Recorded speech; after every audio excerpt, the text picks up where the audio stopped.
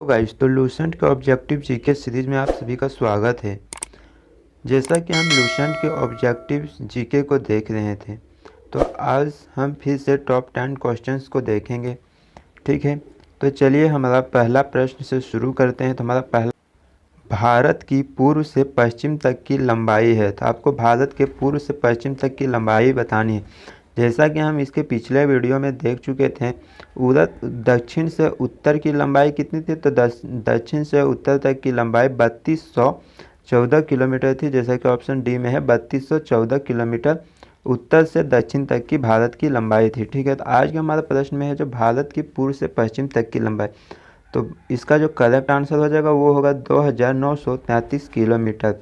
पूर्व से पश्चिम तक की लंबाई कितनी? 2933 किलोमीटर। इसकी डिटेल्स की बात करें तो 82.5 डिग्री पूर्वी देशांतर इसके लगभग मध्य से होकर गुजरती है, जो देश के मानक समय भी है। पूर्व से पश्चिम तक इसकी लंबाई 2933 और दक्षिण से उत्तर तक की लंबाई 3214 किलोमीटर।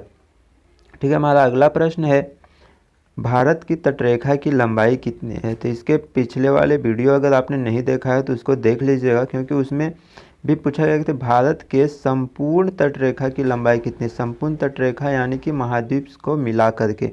ठीक है, तो संपूर्ण तटरेखा की लंबाई कितनी है? 7516.6 किलोमीटर। ठीक है, और यहाँ पर पूछा जा रहा है भारत की तटरेखा की लंबाई है, तो इसका जो करेक्ट आंसर हो जाएगा वो होगा 6100 किलोमीटर। ठीक है, तो इसकी डिटेल्स की बात करें तो भारत की स्थलीय सीमा की लंबाई टोटल कितनी है? 15200 किलोमीटर। ठीक है, द्वीप सहित जलीय सीमा की लंबाई 7516.6 किलोमीटर। मुख्य धरातलीय भाग की समुद्र सीमा की लंबाई 6100 किलोमीटर।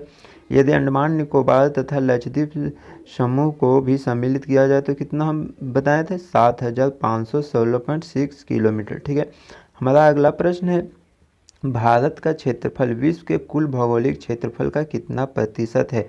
तो बताना है कि विश्व के कुल क्षेत्रफल का भारत का क्षेत्रफल कितना है। तो इसका जो करेक्ट आंसर होगा वो होगा 2.4%। ठीक है, 2.4%। डिटेल्स की बात करें तो देश के क्षेत्रफल के कुल क्षेत्रफल का मात्र 2.42% है। ठीक है, किंतु यहाँ पर विश्व की लगभग 16% जनसंख्या निवास करती है। लूसेंट अगर आप पढ़े होंगे तो वहाँ पर आपको बताया होगा विश्व की लगभग 17% जनसंख्या निवास करती है। ठीक है, यहाँ की प्रकृति, बनावट, संसाधन क्षमता आदि को देखते हुए जॉर्ज बी क्रैंसी ने अपनी भौगोलिक पुस्तक एशिया की भूमि एवं निवासी में लिखा है कि भारत को महाद्वीप कहलाने का उतना ही है। ठीक है, हमारा अगला प्रश्न है, भारत के कुल क्षेत्रफल का कितना प्रतिशत भाग पर्वतीय क्षेत्र ब्रैकेट माध्य समुद्र तल से 2135 मीटर या अधिक ऊंचाई के अंतर्गत आता है?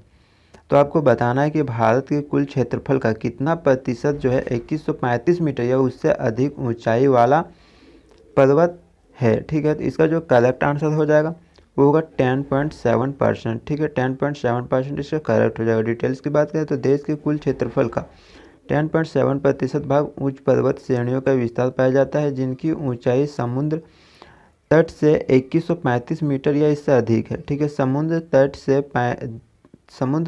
305 से 2135 मीटर तक की ऊंचाई वाली पहाड़ियां भी देश के 18.6% भाग पर फैली है। ठीक है, मेरा अगला प्रश्न है, संपूर्ण भारत के कितने प्रतिशत भूभाग पर पर्वत और पहाड़ियों का विस्तार है?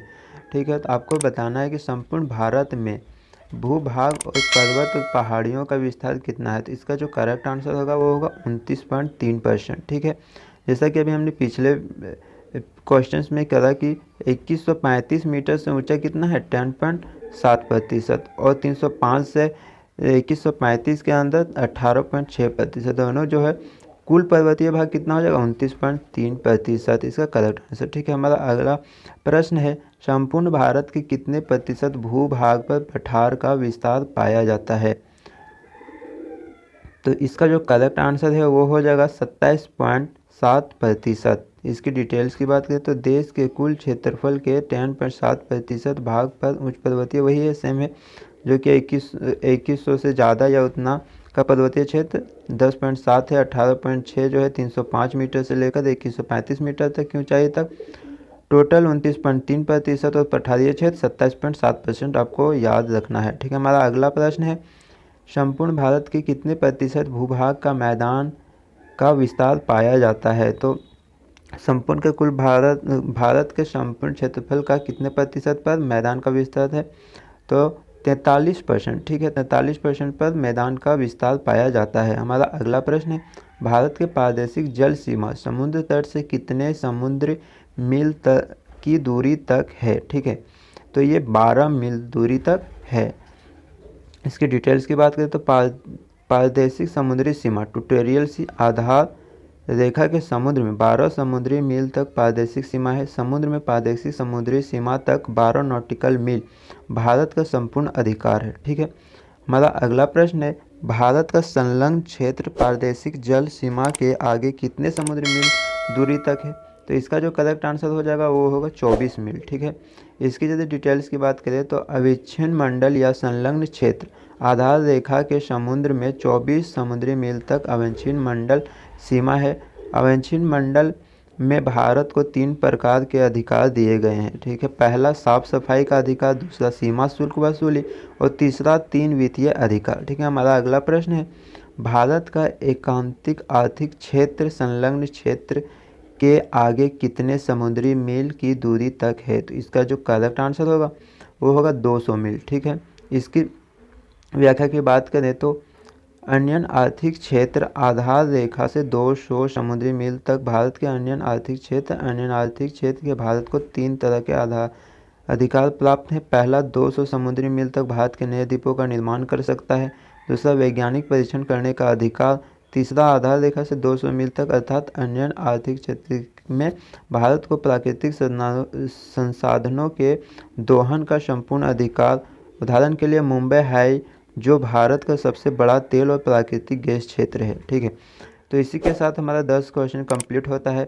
फिर मिलते हैं अगले वीडियो पर, तब तक के लिए जय हिंद, जय भारत।